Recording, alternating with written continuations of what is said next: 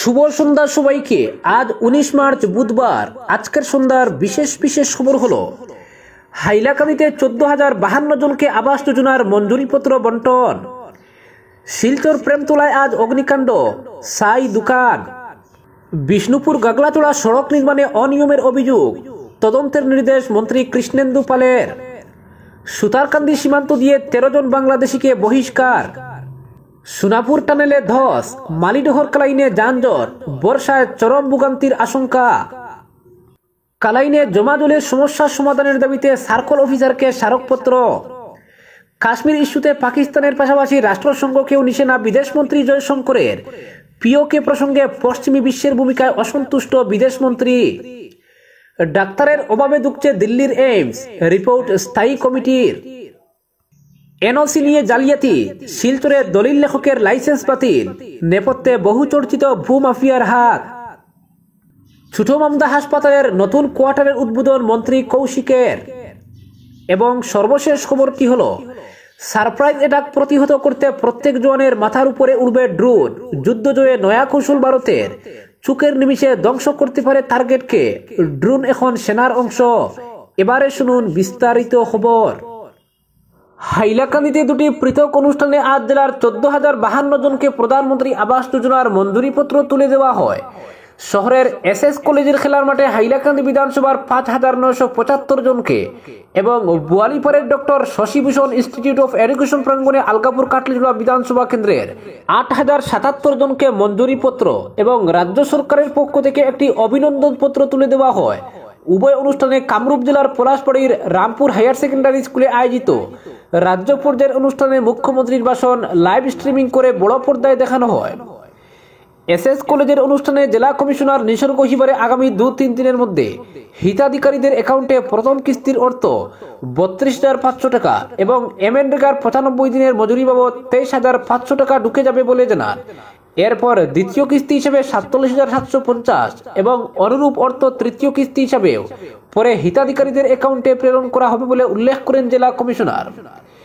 SS কলেজের অনুষ্ঠানে পৌরসভার চেয়ারম্যান মানব চক্রবর্তী, বিজেপির জেলা সভাপতি কল্যাণ গোস্বামী, স্বপন ভট্টাচার্য এবং মন স্বর্ণকার উপস্থিত ছিলেন। পরবর্তী খবরটি হল শিলচর প্রেমতলা পয়েন্টে ভয়ঙ্কর অগ্নিকাণ্ডের ঘটনা ঘটল। পুড়ে ছাই হয়ে যায় কয়েক লক্ষ টাকার সামগ্রী। আজ শিলচর প্রেমতলা এলাকায় একটি ইলেকট্রিক সামগ্রীর দোকানে অগ্নিকাণ্ডের ঘটনা সংঘটিত হয়। আগুন দেখে স্থানীয়রা সঙ্গে সঙ্গে দমকল বাহিনীকে খবর দেন। খবর পেয়ে দমকল বাহিনী ঘটনাস্থলে পৌঁছে কিছু সময়ের মধ্যে আগুন নিয়ন্ত্রণে আনতে সক্ষম হয়। শর্ট সার্কিটের কারণে আগুনের সূত্রপাত ঘটেছে বলে জানা যায়।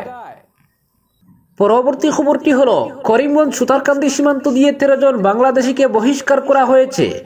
আসাম পুলিশ ও সীমান্তরক্ষী বাহিনীর আধিকারিকরা এই বাংলাদেশিদের এদিন বাংলাদেশের সীমান্তরক্ষী বাহিনীর কর্মকর্তাদের কাছে সমঝে দেন।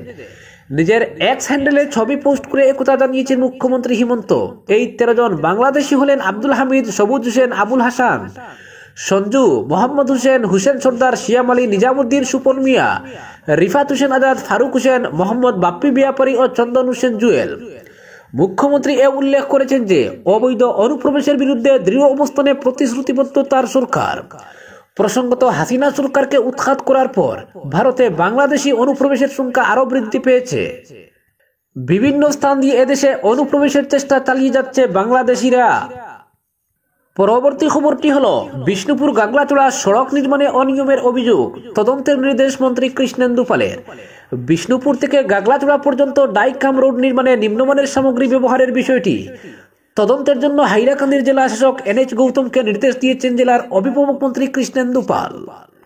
এক পর্যালোচনা বৈঠকে অংশগ্রহণ করেন রাজ্যের মৎস্য, পশুপালন ও পূর্ত বিভাগের মন্ত্রী কৃষ্ণেন্দু পাল। ইতিমধ্যে বিষয়টি খতিয়ে দেখতে জেলা শাসক NH গৌতমকে তদন্তের নির্দেশ দিয়েছেন মন্ত্রী কৃষ্ণেন্দু পাল।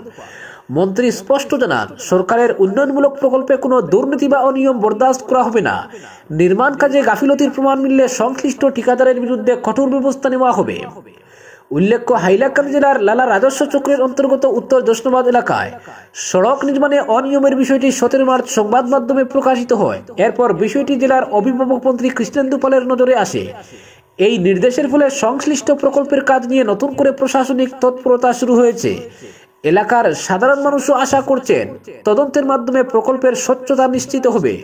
তারা মন্ত্রিপলের তাৎক্ষণিক এই পদক্ষেপের জন্য ধন্যবাদ জানিয়েছেন। পরবর্তী খবরটি হলো কালাইনে জমাজলের সমস্যার সমাধানের দাবিতে সার্কল অফিসারকে স্মারকপত্র। বৃহত্তর কালাইনের জমাজলের সমস্যার সমাধানের দাবিতে সরব হলেন এলাকার জনগণ। কালাইন, ব্রাহ্মণগ্রাম, ভৈরবপুর, কলেজ রোড, ডিগারব রোড সহ অন্যান্য এলাকার নালা পরিষ্কার করার দাবি জানিয়েছেন এলাকার জনগণ। প্রতি বছর বর্ষার মরশুমে বৃহত্তর কালাইন এলাকায় জমাজলে কৃত্রিম বন্যার সৃষ্টি হয়। জমাজল নিষ্কাশনে প্রয়োজনীয় পদক্ষেপ নিতে এই এলাকার জনগণের পক্ষ থেকে কাঠিগোড়ার সার্কল অফিসারকে এক স্মারকপত্র প্রদান করা হয়। বর্ষার পূর্বে কালাইন এলাকার নালা পরিষ্কার করার পাশাপাশি মাত্রাতিরিক্ত যানজট নিরসনে প্রশাসনিক পর্যায়ে বিহিত ব্যবস্থা নেওয়ার দাবি জানানো হয় স্মারকপত্রে। প্রতি বছর বর্ষা মরশুমে কালাইন এলাকায় জমাজলে কৃত্রিম বন্যা সৃষ্টি হয়। এতে সাধারণ মানুষ সহ স্কুল কলেজের ছাত্রছাত্রীদের নানা সমস্যার সম্মুখীন হতে হয়। আসন্ন মরশুমের পূর্বে কালাইন এলাকার নালাগুলো পরিষ্কার করে বৃষ্টির জল নিষ্কাশনের দাবি জানান এলাকার জনগণ। পরবর্তী খবরটি হলো এনওসি নিয়ে জালিয়াতি, শিলচরে দলিল লেখকের লাইসেন্স বাতিল। কাছাড়ের জেলা কমিশনারের পক্ষ থেকে ইস্যু করা নো অবজেকশন সার্টিফিকেটে জালিয়াতি করে বিকৃতি ঘটানোর দরুন বাতিল করা হলো দলিল লেখকের লাইসেন্স। শিলচর থানা এলাকার কাশীপুর প্রথম খণ্ডের বাসিন্দা তেরামণি লস্কর নামে ওই দলিল লেখকের বিরুদ্ধে সদর থানায় দায়ের করা হয়েছে এজাহার। বর্তমানে তেরামণি ও তার 4 সহযোগী পলাতক বলে জানা গেছে। তেরামণির 4 সহযোগীর মধ্যে 2 জন লস্কর, 1 জন কর্মকার এবং অন্য একজনের পদবী বড়বুইয়া। এই ঘটনায় শিলচর শহরের পঞ্চায়েত রোড এলাকার এক বহুচর্চিত ভূমাফিয়ারও সংযোগ রয়েছে বলে খবর। জানা গেছে পঞ্চায়েত রোডের বাসিন্দা জাকির হোসেন রাজবড়বুইয়া ও হুসানিয়ারা রাজবড়বুইয়া তাদের জমি সংক্রান্ত বিষয়ে ওই এলাকারই সুনু সুলতান মজুমদার ও বাপন মজুমদারকে পাওয়ার অফ অ্যাটর্নি দিয়েছিলেন। এর ভিত্তিতে পরবর্তী প্রক্রিয়ার জন্য জেলা কমিশনারের কাছ থেকে এনওসি নেওয়া হয়, কিন্তু পরবর্তী প্রক্রিয়ার জন্য রেজিস্ট্রারের কার্যালয়ে আবেদন পেশ করার সময় জালিয়াতি করে এনওসি থেকে সুনু সুলতান মজুমদারের নাম বাদ দিয়ে রাখা হয় শুধু বাপন মজুমদারের নাম। পরবর্তী এই প্রক্রিয়ার জন্য রেজিস্ট্রারের কার্যালয়ে আবেদন জানানো হয়েছিল দলিল লেখক তেরামণি লস্করের মারফত। ব্যাপারটা নজরে পড়ার পর এ নিয়ে বিভাগীয় স্তরে তদন্ত চালানো হয়। তদন্তে উঠে আসে এই জালিয়াতির মূল কারিগর তেরামণি। তাই জেলা কমিশনারের নির্দেশে ডিস্ট্রিক্ট রেজিস্ট্রার ধ্রুবজ্যোতি হাজারিকা তেরামণির লাইসেন্স বাতিল করেন। এছাড়া জালিয়াতির দরুন তার বিরুদ্ধে থানায় দায়ের করা হয় এজাহার। জানা গেছে এজাহার দায়ের করার পর থেকেই তেরামণি গা ঢাকা দিয়ে রয়েছেন, তার 4 সহযোগীও একইভাবে রয়েছেন গা ঢাকা দিয়ে। এদিকে এক বিশেষ সূত্রের খবর অনুযায়ী প্রাথমিকভাবে সুনু সুলতান মজুমদার ও বাপন মজুমদারের নামে পাওয়ার অফ অ্যাটর্নি নেওয়া হলেও নেপথ্যে কারিগর পঞ্চায়েত রোডের এক বহু চর্চিত ভূমাফিয়া। ওই মাফিয়া জমি বিক্রির জন্য সুনু ও বাপনকে সামনে রেখে জাকির হোসেনদের কাছ থেকে পাওয়ার অফ অ্যাটর্নি নিয়েছিল।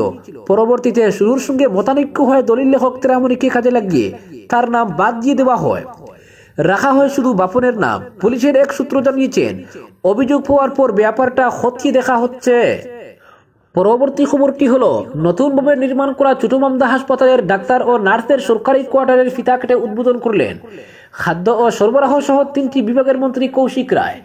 হাসপাতালে এ উপলক্ষে আয়োজিত অনুষ্ঠানে মন্ত্রী রায় বলেন, নির্মাণ করা হাসপাতালের কোয়ার্টারে ডাক্তার ও নার্সগণ সর্বদা থাকেন ও রোগীদের বিশেষভাবে যাতে চিকিৎসা করেন সে আশা করছেন। সরকারের পক্ষ থেকে নতুন কোয়ার্টারটি নির্মাণ করতে গিয়ে 30 লক্ষ টাকা ব্যয় হয়েছে। তাছাড়া মন্ত্রী রায় 5টি বিছানাযুক্ত পরিপুষ্টি পুনর্বাসন কেন্দ্র ফিতা কেটে শুভ সূচনা করেন। রোগীদের কল্যাণের স্বার্থে আরও কয়েকটি সরকারি ভবন নির্মাণের কাজ এগিয়ে চলেছে উক্ত হাসপাতালে। পরবর্তী খবরটি হলো সারপ্রাইজ অ্যাটাক প্রতিহত করতে প্রত্যেক জনের মাথার উপরে উড়বে ড্রোন। চোখের নিমিষে ধ্বংস করতে পারে টার্গেটকে। ড্রোন এখন সেনার অংশ। প্রধানমন্ত্রী নরেন্দ্র মোদী দেশকে স্বপ্ন দেখিয়েছেন এক দেশ এক বুটের, আর ভারতীয় সেনার টার্গেট এক সেনা এক ড্রোন। সহজে বললে পদাতিক বাহিনীকে যুদ্ধক্ষেত্রে নিরাপদ ও বিপক্ষের চেয়ে এক ধাপ এগিয়ে রাখতে প্রতি জওয়ানের মাথার উপরে একটি করে ড্রোন উড়াতে চায় প্রতিরক্ষা মন্ত্রক। ড্রোনগুলি হবে সর্বাধুনিক প্রযুক্তির ঈগল ড্রোন। এগুলি নামেও যেমন কাজেও ঠিক তেমন হবে। ঈগলের মতো নজর রাখবে শত্রুর দিকে, আর প্রয়োজনে উড়ে গিয়ে হামলাও চালাতে পারবে। সেনার জন্য আকাশে উঠতে সক্ষম একজোড়া চোখের মতোই গতিবিধি হবে এই ড্রোনের। ইনফ্যান্ট্রি লেভেল কমব্যাট বা শত্রুর সঙ্গে মাটিতে মুখোমুখি লড়াইয়ের জন্য কিলার হান্টারের কাজ করবে এই ড্রোন। সম্প্রতি অনুষ্ঠিত হয়ে যাওয়া ভারত ড্রোন মন্থন 2.0 আর্মি ডিজাইন ব্যুরোর এডিজি মেজর জেনারেল CN মান প্রতি সেনা পিছু একটি করে ড্রোনের পক্ষে সওয়াল করেন। তিনি মনে করিয়ে দেন, এখন যুদ্ধক্ষেত্র আগের চেয়ে অনেকটা আধুনিক হয়েছে। দুশ্মনকে টার্গেট করে অস্ত্র হাতে পদাতিক সেনার এগিয়ে যাওয়াটা আর নিরাপদ নয়। তার জন্য প্রয়োজন আগাম নজরদারি। সেই জন্যই দরকার ঈগল ড্রোনের। এই ড্রোনগুলি টার্গেটকে তাক করে শুরুতেই উড়ে যাবে। টার্গেটের দিক থেকে কতটা আক্রমণ ধেয়ে আসতে পারে তার একটা আগাম আঁচ দেবে ও নির্দেশ পেলে টার্গেটকে ধ্বংস করবে। ঈগল ড্রোন এতটাই হালকা ও বহনযোগ্য যে একজন সেনা তার কাঁধের ব্যাকপ্যাকেই একে বহন করতে পারেন। এটি মূলত হেড লঞ্চ ইউএভি, অর্থাৎ এই আনম্যান্ড এরিয়াল ভেহিকেলকে হাতে করে উড়ানো যায়। রাতের অন্ধকারেও দুশ্মনের আনাগোনা আঁচ করতে পারে ঈগল, চোখের নিমিষে ধ্বংস করতে পারে টার্গেটকে। নয়াদিল্লিতে অনুষ্ঠিত হওয়া ভারত ড্রোন মন্থন 2.0 এ উপস্থিত ছিলেন দেশের বিশিষ্ট শিল্পপতি, নীতি নির্ধারক ও প্রতিরক্ষা বিশেষজ্ঞরা। সেখানেই মেজর জেনারেল মান বলেন, ড্রোন এখন আর শুধু সেনার হাতিয়ার নয়, বরং সেনারই একটা অংশ। সর্বাধুনিক ড্রোন নির্মাণে দেশের প্রতিরক্ষা বিশেষজ্ঞদের এগিয়ে আসার আহ্বান জানান তিনি। যুদ্ধক্ষেত্রে মানুষবিহীন লড়াইয়ের জন্য ড্রোন তৈরিতে গঠন করা হয়েছে আর্মি ডিজাইন ব্যুরো। অনেক সময় দেখা যায় এলওসি বা এলএসিতে শত্রুপক্ষের উপর নজর রাখতে বা হামলা ঠেকাতে দেশের সেনাকে নানা প্রতিকূল পরিস্থিতির মধ্যে এগোতে হয়। তারা জানতে পারেন না উল্টো দিকে তাদের জন্য কি অপেক্ষা রয়েছে। ড্রোন সেই সারপ্রাইজ অ্যাটাককে প্রতিহত করতে সাহায্য করবে। দেশের শিল্পপতিদের আরো উন্নত প্রযুক্তি ও ঘাতক ড্রোনের নির্মাণের জন্য গবেষণায় অর্থ সাহায্যের আহ্বান জানান মেজর জেনারেল মান। পরবর্তী খবরটি হলো, কাশ্মীর ইস্যুতে ফের সরব হলেন বিদেশমন্ত্রী এস জয়শঙ্কর। রাইসিনা ডায়লগ অনুষ্ঠানে কাশ্মীর দখল করে রাখার প্রসঙ্গ তুলে পাকিস্তানকে এক হাত নিয়েছেন তিনি। সেই সঙ্গে পশ্চিমী বিশ্বের কিছু দেশকে খোঁচা দেওয়ার পাশাপাশি রাষ্ট্রসংঘের ভূমিকা আরো শক্তিশালী এবং নিরপেক্ষ করার পক্ষে সওয়াল করেছেন বিদেশমন্ত্রী। এদিন কাশ্মীর প্রসঙ্গে তিনি বলেছেন, আমরা সবাই সার্বভৌমত্ব এবং আঞ্চলিক অখণ্ডতার কথা বলি। বিশ্বের বিভিন্ন নিয়মের মধ্যে যা সব থেকে গুরুত্বপূর্ণ, কিন্তু দ্বিতীয় বিশ্বযুদ্ধের পরে অন্য কোনো দেশের এলাকায় সব থেকে দীর্ঘ অবৈধ উপস্থিতির সাক্ষী রয়েছে ভারতের কাশ্মীর।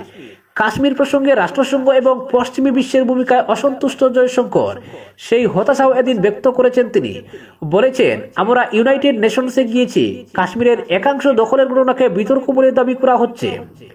তাহলে অপরাধীকে? Britain, Canada, Belgium, Australia, America? আমাকে ক্ষমা করবেন, ওই বিষয়ে আমার ওই রকম অনেক প্রশ্ন আছে। এরপরই রাষ্ট্রসংঘের ভূমিকা শক্তিশালী করে তোলার আহ্বান জানিয়েছেন বিদেশমন্ত্রী এস জয়শঙ্কর। এ প্রসঙ্গে তিনি বলেছেন, আমরা চাই শক্তিশালী ও নিরপেক্ষ রাষ্ট্রসংঘ, কিন্তু শক্তিশালী রাষ্ট্রসংঘের দরকার নিরপেক্ষতা। শক্তিশালী গ্লোবাল অর্ডারে কিছু বেসিক স্ট্যান্ডার্ড বজায় রাখতে হবে। অভ্যন্তরীণ শৃঙ্খলা যেমন দরকার, তেমন আন্তর্জাতিক শৃঙ্খলারও প্রয়োজন। এ মাসের শুরুতেই লন্ডনের এক টক শোতে পাকিস্তান প্রসঙ্গে আক্রমণাত্মক মেজাজে দেখা গিয়েছিল জয়শঙ্করকে। সেখানে কাশ্মীরের চুরি যাওয়া অংশ ফেরতের কথা বলেছিলেন। পাক অধিকৃত কাশ্মীর প্রসঙ্গে এই মন্তব্য করেছিলেন তিনি। পরবর্তী খবরটি হলো, দেশের প্রথম সারির সরকারি হাসপাতাল বলে পরিচিত দিল্লি এইমস, কিন্তু রাজধানীর সেই হাসপাতালে দেখা যাচ্ছে চিকিৎসক ও শিক্ষক চিকিৎসকের যথাক্রমে প্রায় 16% ও 35% পদ শূন্য। সংখ্যার হিসেবে বলতে গেলে 430 জন সাধারণ চিকিৎসক এবং 2109 জন শিক্ষক চিকিৎসকের অভাব রয়েছে অনুমোদিত পদের সাপেক্ষে। এর নেতিবাচক প্রভাব পড়ছে চিকিৎসা পরিষেবার পাশাপাশি স্নাতক, স্নাতকোত্তর ও পোস্ট ডক্টরাল পঠন পাঠনেও। এ মর্মে কেন্দ্রকে রিপোর্ট দিয়ে স্বাস্থ্য বিষয়ক সংসদীয় স্থায়ী কমিটি এক প্রকার সমালোচনাই করেছে স্বাস্থ্য মন্ত্রকের। রিপোর্টে উল্লেখ করা হয়েছে, শুধুমাত্র সিনিয়র ডাক্তার ও ফ্যাকাল্টি পদেই নয়, যথেষ্ট ঘাটতি রয়েছে জুনিয়র ডাক্তারের ক্ষেত্রেও। ফলে ইনডোর পরিষেবা বিঘ্নিত হচ্ছে। স্থায়ী কমিটির রিপোর্ট বলছে, সিনিয়র রেসিডেন্ট পদে 434টি ও জুনিয়র রেসিডেন্ট পদে 113টি শূন্যপদ রয়েছে। দেশের অন্যান্য এইমস হাসপাতালগুলির পরিকাঠামো উন্নয়নেও খামতি রয়েছে বলে চিহ্নিত করেছে কমিটি। ইতিমধ্যেই চালু 20টি এবং নির্মীয়মান 6টি এইমসের পরিকাঠামো উন্নয়নে নজর দেওয়ার সুপারিশ করা হয়েছে রিপোর্টে। শূন্যপদ নিয়ে স্বাস্থ্য বিষয়ক সংসদীয় স্থায়ী কমিটি বিশেষভাবে উদ্বেগ প্রকাশ করেছে। কমিটি তাদের রিপোর্টে উল্লেখ করেছে, শূন্যপদের কারণে রোগীর লম্বা লাইন এবং খুব বিরক্তিকর জায়গায় চলে গিয়েছে দিল্লি এইমসে। গুরুতর অসুস্থ এমনকি সংকটজনক রোগীও যথাসময়ে চিকিৎসা পরিষেবা পাচ্ছেন না। তাই দিল্লির বাইরে ন্যাশনাল ক্যাপিটাল রিজিয়নে আরও একটি এইমস খোলার প্রস্তাব দেওয়া হয়েছে কমিটির তরফে। আর দিল্লি এইমসকে স্বয়ংসম্পূর্ণ চিকিৎসা বিশ্ববিদ্যালয়ে রূপান্তরিত করার প্রস্তাব দেওয়া হয়েছে। আজকের বিশেষ সংবাদ এখানেই সমাপ্ত।